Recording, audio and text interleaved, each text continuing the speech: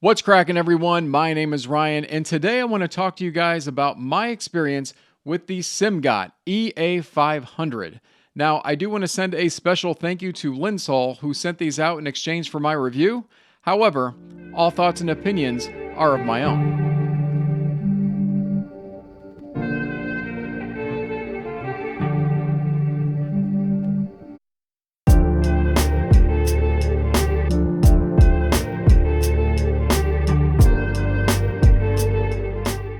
So the EA500, as I will refer to them, retail in at $79. However, I have seen these go on sale for as low as the low $60 range. Now, these are a dual magnetic and dual cavity dynamic driver earphone. They're 10 millimeters. And I'm going to talk about the dual version of that here in a minute, but I wanted to start with the unbox experience because, quite honestly, for a sub $100 earphone, this was probably the best unbox experience that I've had so far. All right, so for the unboxing experience, first of all, I want to show you guys the box if this will focus in here. This is the EA500, name on the front with a picture, and then on the back, you're going to notice that they actually do show you the sound signatures depending on which driver you choose to go with. More on that in a bit. You open it up, and inside the box right away, you're going to notice there is kind of a book opening that shows off the IMs right away. Very metallic and very mirror-like IMs, as you can see here. You're given an accessory box. Now, getting the accessory box out of the box was pretty difficult for me to do without denting the cardboard. Unbox experience, was a little bit dented, I guess, in that sense. But once you get that accessory box out, you open it up, you actually are going to find that you get a basic but appreciative IEM pouch that will hold your IEMs. Inside of that, you're going to notice that you'll get a set of silicone ear tips. Now, the ear tips are small, medium, large, very basic. You're also going to get the cable, which is right here. And then you also get another set of drivers, which are a different sound signature, as well as as well as black and red different rubberized washers that will go with the different drivers to help you remember which ones are which as you're switching them out on the IEM. So, unbox experience was very good. Now let's go ahead and talk about the technical specifications of the IEM. All right, so technical wise, these are 16 ohms and they have an SPL of 123 or 124 dB per milliwatt, depending on which driver that you choose, of course. And that has a frequency response of 10 hertz all the way up to 50,000 kilohertz, and it's an effective range of about 20 to 20,000 kilohertz. Now, as far as build and comfort, build-wise first, I want to say that these are built very nicely. They are all metal casing. It is a mirror plating on here, so you want to talk about fingerprint magnets. Yeah, that I don't even want to touch them right now. So they are definitely fingerprint magnets. Also, along with that, they're pretty damn hard to record on video because everything is a mirror image on there. If you want to kind of, got something in my nose. No, I really don't. But if you wanted to do something like that, I suppose you could with this IEM. And then comfort-wise, I gotta say, I have not been listening to a ton of IEMs yet. I'm starting to get into them, but these are definitely the most comfortable IEMs that I have ever had, owned, heard, listened, inserted into my ear. These are not in-ear violators like many other IEMs are for me. These, when I put the medium-sized tips on my ear shape anyway, they just fit right in like a glove. First time, didn't have to get used to them. I was good. And I gotta say, that was very exciting for me to finally have an IEM that fit like that. So build and comfort, other than the fingerprints and the mirror, we're good. Now, let's talk about sound. All right, so as far as sound goes, I'm definitely going to have to talk to you about both drivers, of course. So let's start with the one that is pre-installed, and that is the Red Ring driver, which is the 2016 Harman Target tuned driver. Now, I don't do squigglies on my channel. However, I am going to post that up here because they did put it on the box, so you know what I am referring to here. But if I were to give you a one-word description of what I think the sound is for this IEM, I would say exciting. And no, I'm going to do that again. I would say exciting. I mean, it was. From the moment I put these in my ears, first of all, the comfort was great. I sat back and I just started listening to music. And before I know it, I was listening for hours. And that is no joke, no lie at all, hours. I was just running so many tracks through this and enjoying the music. You know, there was good low end bass. It's got meat on the bone. It slams when it needs to slam. It's got some decent extension there to where, you know, some bluesy type tracks or some heavy bass type tracks, you know, it sounded really good on that. And then the mid-range, I would say, was represented well enough. There was good punch there, you know, drums and things sounded great on this. And vocalists, male vocalists at least, sometimes were a little bit forward on their singing, but it was forward enough that it wasn't shouty, I would say. It was just more present than female vocalist, I think, here anyway. That's kind of what I was getting out of this. But again, not necessarily shouty. And one example I can give of that is Stevie Ray Vaughan. I loved listening to him on this IEM, just his guitar solos and things that he does.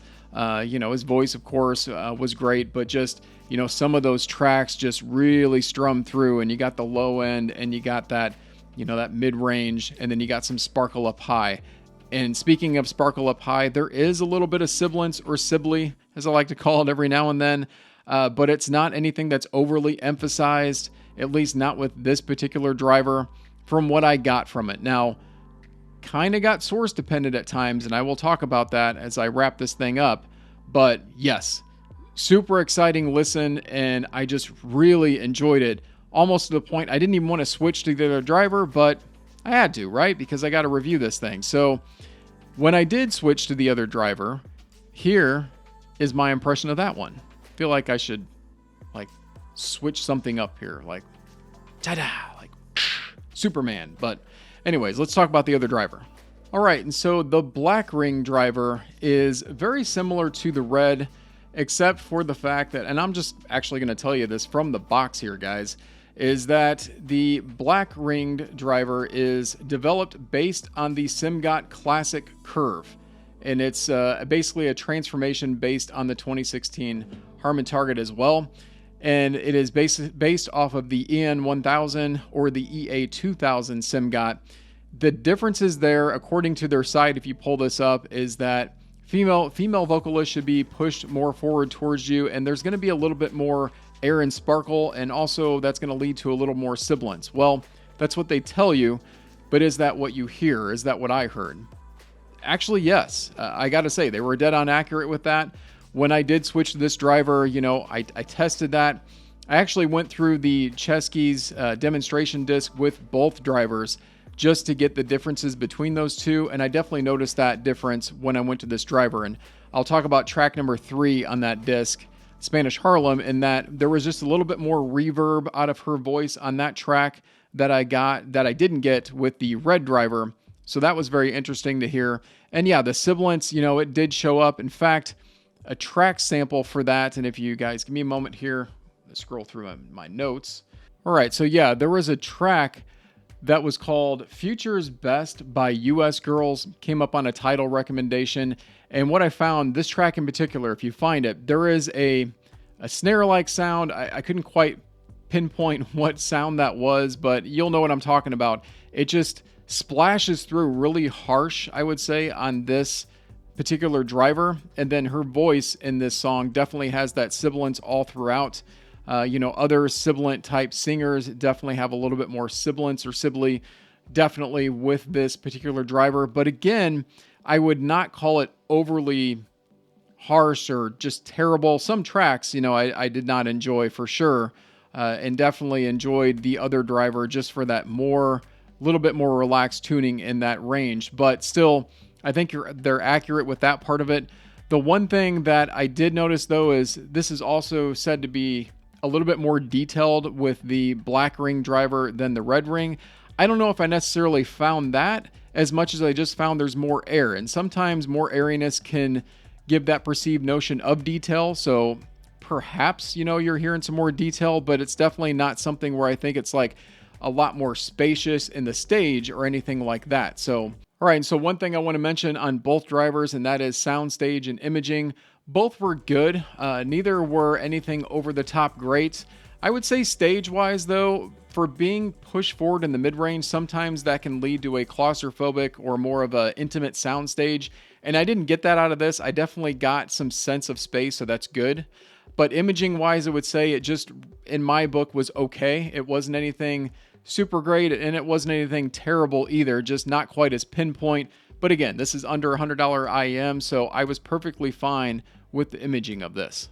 I almost forgot. One more thing I want to note is if you go on the site, SimGot talks about the possibility of having even future drivers that you can swap out with these, which I think is a huge positive of them as well. It gives them some longevity, and that they're going to have some different tuned drivers that you'll be able to switch out on the EA500. Now, if they do that, that will be a pretty incredible thing to witness and to be able to hear and switch out.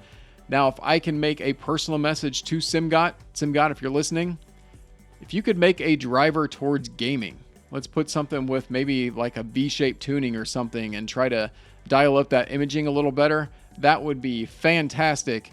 And I would buy those in a heartbeat to try that out for gaming. So there's my own little plug I want to give to SimGot. And so the last thing I want to note is on the pairings for this headphone. Now, I listen to these on my laptop, on my phone, and then I use obviously some amps as well. And what I found was I enjoyed the sound of these out of all of those. However, when I told you about that first listen, I did that with my IFI Go Bar, and that is definitely my preferred pairing with this IEM. In fact, I'm finding the Go Bar to be pairing very well with lots of IEMs that I'm trying out, but definitely with this one. I also, of course, like my ADI2 DAC because that is very much a good one for IEMs because it has the IEM, plugin for it in general, and it's tuned for IEMs in that way. But on this one, I did not like the 2 DAC. The 2 DAC almost made this a little bit too harsh at times and almost added to that treble a little too much. It was a little more transparent than what I needed, whereas the Go Bar just seemed to warm this up just enough to make it, again, not relaxing, exciting, engaging, punchy, gave it the slam, and then also when I was able to hit that X bass or X bass, some extra flavor on top of that. So I definitely preferred that pairing with this IEM. So I have very much enjoyed this IEM if you haven't been able to tell that. And what I would say, if I were to say anything on a negative side of this, sometimes the bass got a little out of control, not muddy, not boomy or any of those, overly used terms, but I would say maybe just a little bit big boned. We're going to go with that and just say, if you kind of know what I mean there, just a little bit too much on the bass at times, depending on the track. And then I would also say, as I said, with the soundstage and imaging, it was just okay on that. And then the fingerprint magnet of these is something to note. I'm finding a lot of IEMs have that issue, especially since you're always touching them to put them in your ears. So you're going to always run into that problem with these. But, those are things that I am perfectly fine looking past because for under $100 so far, this is the best IEM I have heard. Now, I have not listened to a ton of IEMs yet, but it's the best that I've heard. And I put that up against the 10i5 T3 Plus, the Oranos that I recently reviewed, the CCA CRA Plus, even something like the Soundnote Zero, which I know is about half the price of this one. I love these IEMs. So I definitely would give these a thumbs up to SimGot, and that I'm very much enjoying listening to them. Hopefully you enjoyed this video. If so, please smash that like button. And I would also appreciate if you would hit that subscribe button as well, because I have got some content right around the corner that I will continue to work on and have out to you guys here soon. So in the meantime, I'll let you get back to doing whatever it is that you do. And until then, guys, I will really see you in the next one.